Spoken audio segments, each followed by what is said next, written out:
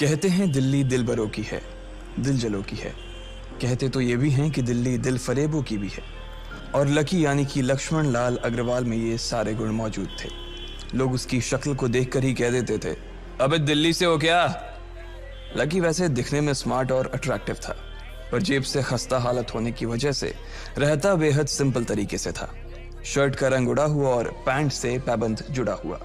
कहने को तो उसकी उम्र के लड़के दिल्ली की सड़कों पर रात को मोटर बाइक दौड़ाते थे, लेकिन लकी उर्फ लक्ष्मण लाल अग्रवाल सिर्फ कमरे से कॉलेज में पढ़ाई और गर्लफ्रेंड डिंपल के साथ थोड़ा वक्त बिताना, फिर कॉलेज से दुकान, दुकान से जब होम डिलीवरी आए तो वहां, और फिर घर चला जाता था। हाँ, कभी कभी जब वो किसी लड़के को खाली सड़क पर मोटर बाइक दंदनाते हुए देखता तो कहता, एक दिन अपना टाइम भी आएगा जब मैं चश्मा लगाकर बैठूंगा और पीछे डिंपल को बैठाऊंगा। देखना, जब वो मेरी कमर में अपना हाथ कसेगी और मैं तेजी से मोटरसाइकिल को इंडिया गेट के आसपास दौड़ाऊंगा, तो सारे दिल्ली का दिल हम दोनों को देखकर जलेगा। दुकान में रखा हुआ बर्नॉल भी काम नहीं आएगा। लकी ने कहा और अपने हाथ में बर्नॉल की क्रीम को दबा दिया। जैसे ही उसने क्रीम को दबाया, उसका क्रीम बाहर आ गई। अबे गाजे, क्या कर रहा है? वो कोई स्पंज की गेंद है क्या जो उसे दबा रहा है? दुकान के मालिक ने उससे फटकारते हुए कहा और उसके सर पर एक चपत लगा दी। Sorry sir. लकी ने अपना सिर बचाते हुए कहा। वो खरौल बाग में स्थित एक छोटी सी मेडिकल स्टोर पर काम करता था। उसकी दुकान का नाम था चमन मेडिकल स्टोर और उसके ओनर का नाम था चमन लाल। लकी पिछले 5 साल से इन्हीं की दुकान पर काम कर रहा था। यहाँ इस छोटी सी शॉप पर काम करना उसकी मजबूरी थी। लाइफ में कंगाली की वजह से उसे कॉलेज में पढ़ाई पूरी करने के लिए पार्ट टाइम जॉब करना था। उसने कई अच्छी जगह अच्छी तनख्वाह की नौकरी ढूंढी पर नहीं मिली और वो इस मेडिकल स्टोर पर ही अटक गया। गधे, अब इसके पैसे क्या तेरा बाप भरेगा? कटेगा। इसका पैसा भी तेरी तनख्वाह से कटेगा और एमआरपी से डबल रेट में कटेगा। चमन ने अपने दांतों को किचमिचाते हुए कहा।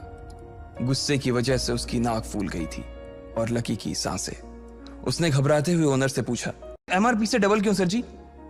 ताकि अगली बार से ऐसी कोई हरकत करने से पहले तू डबल बार सोचे, चमन ने कहा और उसके हाथ से ट्यूब छीन ली। उसका जी तो चाह रहा था कि वो लकी की खोपड़ी पर एक और बार अपना हाथ साफ कर ले, लेकिन उससे पहले ही दुकान का फोन बजने लगा। फोन की घंटी बजते ही लकी को वहां से निकलने का मौका मिल गया और वो भागते हुए फोन उठाने के लिए चला गया। हेलो जी, करोल बाग के बेस्ट मेडिकल चमन मेडिकल स्टोर से बोल रहा हूं, बताइए क्या काम था? ये लकी की पेटेंट लाइन थी। चाहे कहीं से भी फोन आए, लेकिन उसे फोन पर बस यही बोलना था। जैसे ही इधर लकी ने अपनी बात कही, उधर से जवाब आया, मैं ब्लूमिंग नाइट होटल के कमरा नंबर 303 से बात कर रहा हूँ। एक छोटा सा ऑर्डर है, नोट करो और जल्दी से होटल पर डिलीवर करवा दो। वो एक लड़के की आवाज थी। उसकी आवाज में काफी भारीपन और एक अजीब सी जल्दबाजी थी। जैसे ही लकी ने वो आवाज सुनी, पता नहीं क्यों उसे वो आवाज जानी पहचानी सी लगी। जी सर, बताइए आपका क्या ऑर्डर है? हाँ तो लिखो, हार्ट प्ले के 2 पैकेट और 1 पैकेट टिश्यू। लकी, जो कि अपना पेन लेकर खड़ा था, हार्ट प्ले का नाम सुनते ही झिझक गया। असल में हार्ट प्ले नाम का एक कंडोम आता था और इसलिए उसका नाम सुनते ही लकी शर्मा गया था। इतने साल से भी मेडिकल की स्टोर पर काम करने के बाद उसे इन चीजों का नाम सुनने में शर्म आती थी। हेलो भाई, लिखा कि नहीं लिखा? उस आदमी ने फिर से लकी से पूछा। जी सर, लिख लिया सर, लिख लिया। लकी ने खिसिया कर हंसते हुए कहा। लिख लिया तो फिर लेकर निकल, उस लड़के ने कहा। उसकी आवाज सुनकर ना जाने ऐसा क्यों लग रहा था कि वो बहुत बड़ा आदमी था। जी सर, मैं सर, लेकिन सर बाहर तो बारिश हो रही है, लकी ने कहा। उसने देखा कि बाहर बहुत तेज बारिश हो रही थी। उनकी दुकान के सामने पानी भर गया था और तेज हवाओं की वजह से चमन मेडिकल स्टोर का बोर्ड भी गिर गया था। लकी को लग रहा था कि वो इतनी तेज बारिश में अभी एकदम से तो नहीं निकल पाएगा, तो उसने उस लड़के को समझाते हुए कहा, सर मैं ऑर्डर तो ले आऊंगा पर थोड़ा टाइम लग जाएगा, बारिश थोड़ी थम जाए। अब इससे पहले कि वो कुछ आगे बोल पाता, फोन पर लड़का बोल पड़ा। तुम्हारे मालिक को पता है कि तुम मल्होत्रा जी के लड़के को मना कर रहे हो? हाँ पता है, बारिश हो रही है, इसलिए सारा सामान अच्छे से थैली में पैक करके लाना और लेट नहीं होना चाहिए, समझे? उस लड़के ने कहा और इससे पहले कि लकी आगे कुछ कह पाता, उसने फोन काट दिया। उधर से लकी के दुकान का ओनर उसे घूर कर देखा जा रहा था। लकी के हाथ में पेन और पेपर देखकर ही वो समझ गया था कि उसके पास कोई ऑर्डर आया था।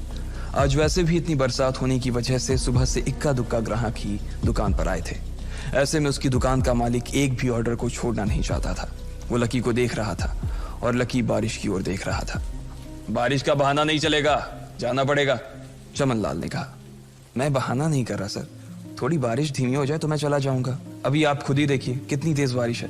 वो पता नहीं कोई मिस्टर मल्होत्रा का कोई बेटा कुछ ज्यादा ही जल्दी में था, मैं साइकिल से तो पहुंच नहीं पाऊंगा इतनी जल्दी। लकी ने उनकी ओर देखते हुए कहा। क्या कहा? मिस्टर मल्होत्रा जी का बेटा? तू मेरी दुकान बंद करवाएगा क्या? अभी क्या भी निकल उनका ऑर्डर लेके, वो हमारे बहुत पुराने कस्टमर है, चमन ने कहा। पर लकी ने कहा ही था कि चमन बोला। पर कुछ नहीं, तू मेरी मोटरसाइकिल ले जा, उसने गुस्से में कहा। अरे सर जी, 200 के ऑर्डर में मुश्किल से 40 रुपए बचेंगे, इससे 3 गुने का तो पेट्रोल ही लग जाएगा, और अगर गाड़ी रास्ते में बंद हो गई तो अलग से खर्चा, लकी ने समझाते हुए कहा। वो जानता था कि उसका मालिक इन सब बातों पर ध्यान नहीं देने वाला। चमनलाल बोला। कोई बात नहीं, तू जा, चाहे जो हो जाए ग्राहक नाराज नहीं होना चाहिए, और वैसे भी वो मल्होत्रा जी का बेटा है। चमनलाल ने मोटरसाइकिल की चाबी लकी की ओर उछालते हुए कहा। लकी ने चाबी ली। उसे देखकर उसके अंदर मिक्स फीलिंग आ गई। एक तो वो बहुत खुश हुआ कि बड़े दिनों बाद बाइक चलाने को मिलेगी, पर वहीं दूसरी तरफ दुखी इसलिए हुआ कि बाइक मिली भी तो ऐसी तेज बारिश में, अगर खराब हो गई तो इसकी चपत भी उसके सिर पर ही पड़ेगी। वो मुंह लटकाकर रेनकोट और हेलमेट पहनते हुए वहां से निकल गया। बाहर आकर बाइक को देखा तो लकी ने मन में सोचा, चलो ठीक है, जो होगा देखा जाएगा, कम से कम बाइक तो चलाने को मिल रही है। दरअसल लकी इतने साल काम करने के बाद भी अपने लिए एक मोटरसाइकिल नहीं ले पाया था। लकी की तनख्वाह ही इतनी भर थी कि सिर्फ उसके कमरे का किराया, उसकी साइकिल में डालने वाली हवा का खर्च, बिजली पानी का बिल और डिंपल के साथ महीने में 1-2 बार बाहर खाने का खर्चा ही निकल पाता था। उसे डिंपल की कही बात अक्सर याद आती थी। लकी, अगर अगले 2 महीने में तूने बाइक नहीं खरीदी ना तो मैं तेरे से ब्रेकअप कर लूंगी, देखना। असल में डिंपल को लकी के साथ बाइक पर घूमने की बड़ी तमन्ना थी। लकी की इस उजाड़ जिंदगी में एक वही तो थी जिसके लिए जिंदा रहने को उसका जी चाहता था। जब भी वो उससे बाइक की बात करती तो लकी डिंपल की इस बात को हंसकर टाल देता था। वो अपने मन में इस बात को अच्छे से जानता था कि डिंपल उससे बहुत प्यार करती थी और वो उससे कभी छोड़ कर नहीं जा सकती थी। वो दोनों एक दूसरे में ऐसे घुले मिले थे जैसे बादल बरसात में घुल जाती है। लकी को डिंपल बहुत पसंद थी और वो उसके लिए दुनिया जहां की खुशियां खरीद कर ला देना चाहता था। वो चाहता था कि एक दिन वो डिंपल को प्लेन में बैठाए, लेकिन उसके ये सब ख्वाब इस कम तनख्वाह की नौकरी की वजह से कभी पूरे नहीं होने वाले थे। पर आज उसके पास एक मौका था। वो डिंपल को अपने साथ इस बारिश में राजपथ घुमाना चाहता था। वो उसे दिल्ली दिखाना चाहता था। चमनलाल को देने के लिए उसने पहले से ही बहाना सोच रखा था। बस जल्दी से वो ये डिलीवरी देकर सीधे डिंपल के पास ही जाने वाला था। उसने होटल ब्लूमिंग नाइट के बाहर मोटर बाइक पार्क की और सीधे होटल के अंदर चला गया।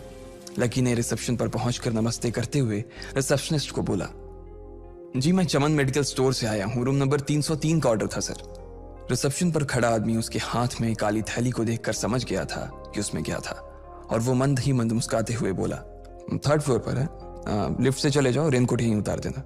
जैसा उस आदमी ने कहा लकी ने ठीक वैसा ही किया और लिफ्ट में चढ़ने के कुछ ही देर बाद वो 3रे माले पर पहुंच गया था। वो रूम नंबर 303 के बाहर पहुंचा और उसने डोरबेल बजाई। जैसे ही दरवाजा खुला लकी ने थैली आगे बढ़ाते हुए कहा, नमस्ते, मैं चमन मेडिकल स्टोर से लकी, ये आपका।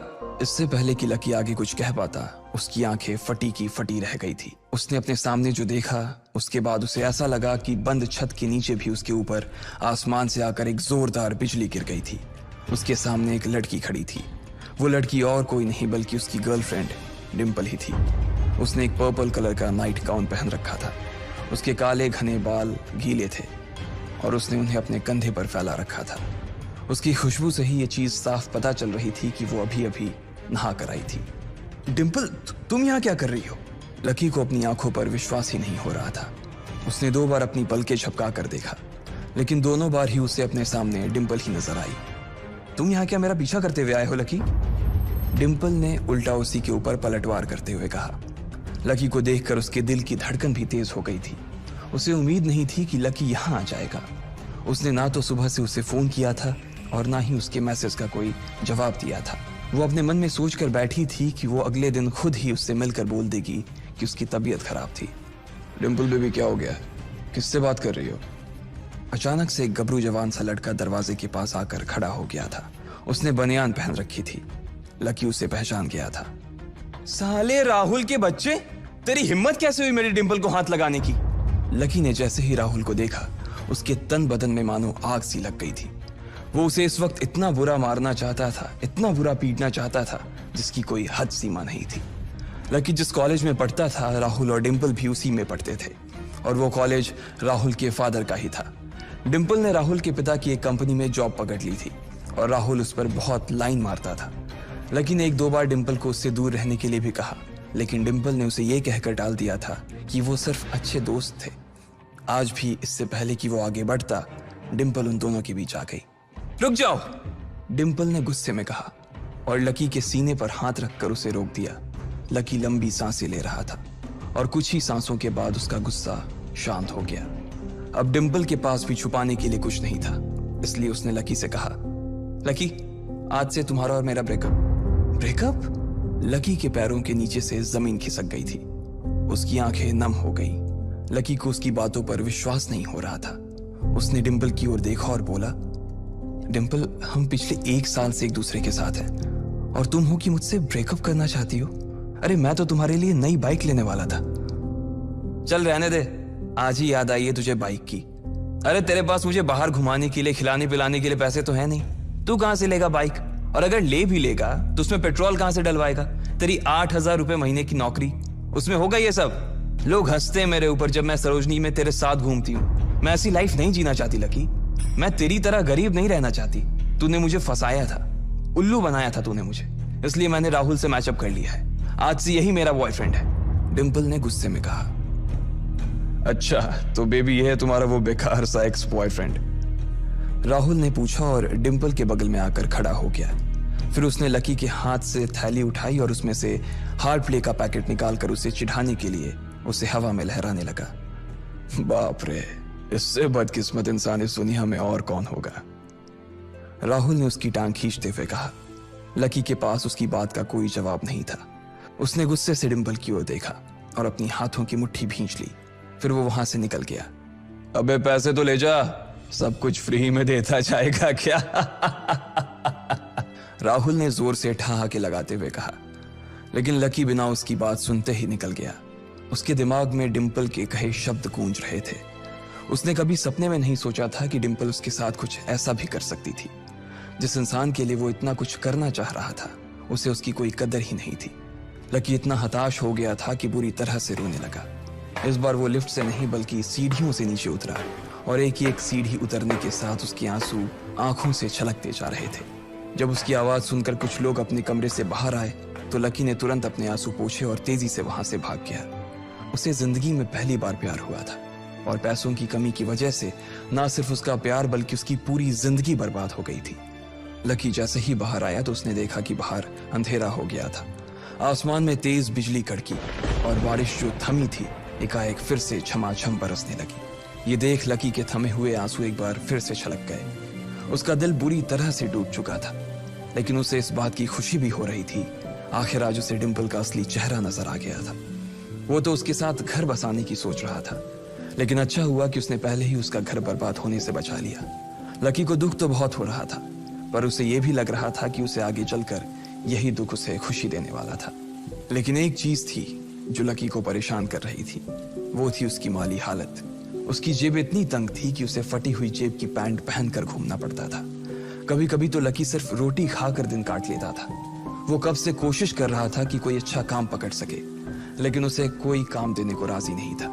उसने टूटे हुए दिल को दिलासा देते हुए मन में सोचा कि डिंपल पर खर्च होने वाले पैसे बच जाने से शायद उसके हालत सुधर जाएंगे, पर फिर भी वो रातों रात रईस नहीं हो जाने वाला था।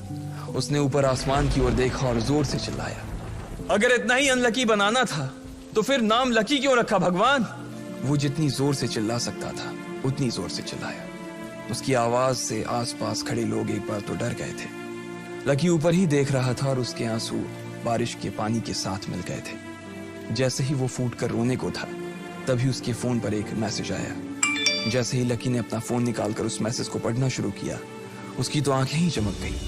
अचानक उसके आंसू हंसी में बदल गए और वो जोर जोर से वहीं सड़क पर नाचने लगा। उस मैसेज में लिखा था, परिवार की रिसर्च और परिवार के निर्णय के हिसाब से अग्रवाल परिवार का वारिस लक्ष्मण लाल अग्रवाल उर्फ लकी ने गरीबी अभ्यास की परीक्षा को पास कर लिया है और आज से ही वो उस जमीन और उस जायदाद का मालिक हो जाएगा जो परिवार ने उसके नाम कर रखी थी। ये एक ऐसा मैसेज था। आखिर कौन था लकी? क्या थी उसकी असलियत? और वो कैसे रातों रात ही अनलकी से लकी हो गया था?